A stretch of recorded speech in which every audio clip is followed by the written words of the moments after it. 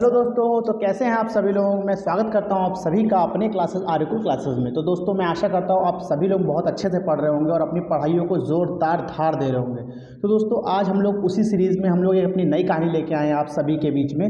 कहानी का नाम है दोस्तों the making of a scientist. ये दोस्तों कहानी एक वैज्ञानिक की है जो बचपन से ही दोस्तों बहुत ही जिज्ञासु था। मतलब तरह तरह की वो चीज़ें जो है अपने आसपास के चीज़ों से कलेक्ट करता था। अब देखिए वो ऐसा मतलब क्यों करता था, उसके बारे में आप सभी को अभी स्टोरी में बताऊंगा। ये स्टोरी दोस्तों थोड़ी सी लंबी हो सकती है, इसके थोड़ा पेशेंस रखना पड़ेगा आप सभी को। तो चलिए शुरू करते हैं। दोस्तों जो स्टोरी है एक प्रमुख वैज्ञानिक की जिसका नाम रिचर्ड अब्राइट की कहा रिचर्ड अब्राइट है। ठीक है, वह अपने जीवन के शुरुआती वर्षों से एक जिज्ञासु बच्चा था।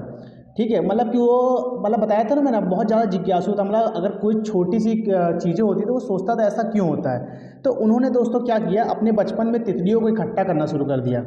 ठीक, और जब तक वे दूसरी कक्षा में थे तब तक दोस्तों वो 25 तरह की जो प्रजातियाँ थी उनको इकट्ठा कर चुके थे, ताकि दोस्तों उसको मतलब जानने के लिए ऐसा क्यों होता है, इस पर प्रयोग करने के लिए। अभी तो उनको पता भी नहीं था कि वो बहुत बड़े साइंटिस्ट बनने वाले हैं। इसके अलावा दोस्तों उसने सिक्के, जीवाश्म और चट्टानें एकत्रित की। एक दिन उनकी माँ ने उन्हें दोस्तों the travel of monarch x नाम की एक किताब दी। यह पुस्तक जीवन का एक महत्वपूर्ण मोड़ रही है, उसे विज्ञान की दुनिया से परिचित कराने के लिए, ताकि दोस्तों विज्ञान में होता क्या है वो दोस्तों उन्होंने इस बुक से ही जाना। उन्होंने दोस्तों देश विज्ञान मेले में वास्तविक विज्ञान का अनुभव किया, और इसके अलावा दोस्तों उन्होंने समझा कि कुछ जीतने के लिए उन्हें कुछ असाधारण करने की आवश्यकता है।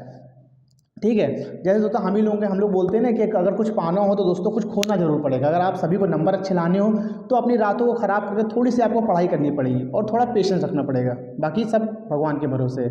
ठीक है, बाद में दोस्तों अपनी 8वीं कक्षा के लिए उन्होंने वायरल बीमारी का कारण खोजने का काम चुना, जिसे हर साल लगभग सभी सम्राट कैटरपिलर को मार दिया। उसने सोचा कि इसका कारण एक भ्रंग हो सकता है, इसलिए उसने भ्रंग की उपस्थिति के साथ कैटरपिलर को गुलाब दिया। हालांकि वह गलत था। अगले साल विज्ञान मेले के लिए उनकी परियोजना इस सिद्धांत का परीक्षण कर रही थी कि वायसराय तितलियों ने सम्राट की नकल की। उनकी परियोजना को प्राणी विज्ञान विभाग में पहला और देश विज्ञान मेले में तीसरा स्थान मिला। वो दोस्तों उनके लिए बहुत बड़ी उपलब्धि थी। सॉरी, हाई स्कूल के अपने दूसरे वर्ष में रिचर्ड अब्राइट ने एक अज्ञात कीट हार्मोन की खोज की, जिसके कारण कोशिकाओं के जीवन पर उनके नए सिद्धांत का जन्म हुआ।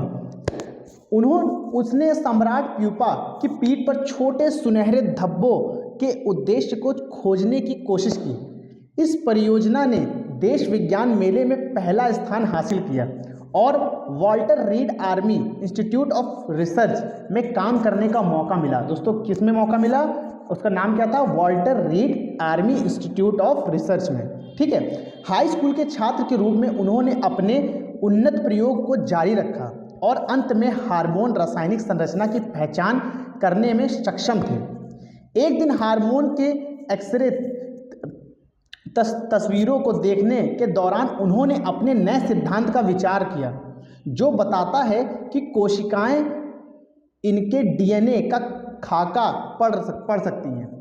एब्राइट और उनके रूममेट ने डीएनए के काम को चित्रित करने के लिए एक अणु के प्लास्टिक मॉडल का निर्माण किया।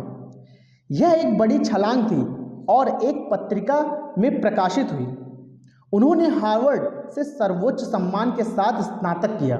बहुत बड़ी बात है दोस्तों हार्वर्ड से स्नातक करना, उस समय जब से ये स्टोरी लिखी गई थी। ठीक है, हम लोग अपनी स्टोरी पे आ गए थे। उनकी अन्य रुचि भी है, जैसे सार्वजनिक बोलना, वाद विवाद करना, एक कैनोविस्ट और एक बाहरी व्यक्ति भी हैं। इसके अलावा यह प्रतिस्पर्धी था, लेकिन अच्छे अर्थों में, और हमेशा अपना सर्वश्रेष्ठ प्रदर्शन करना चाहता था।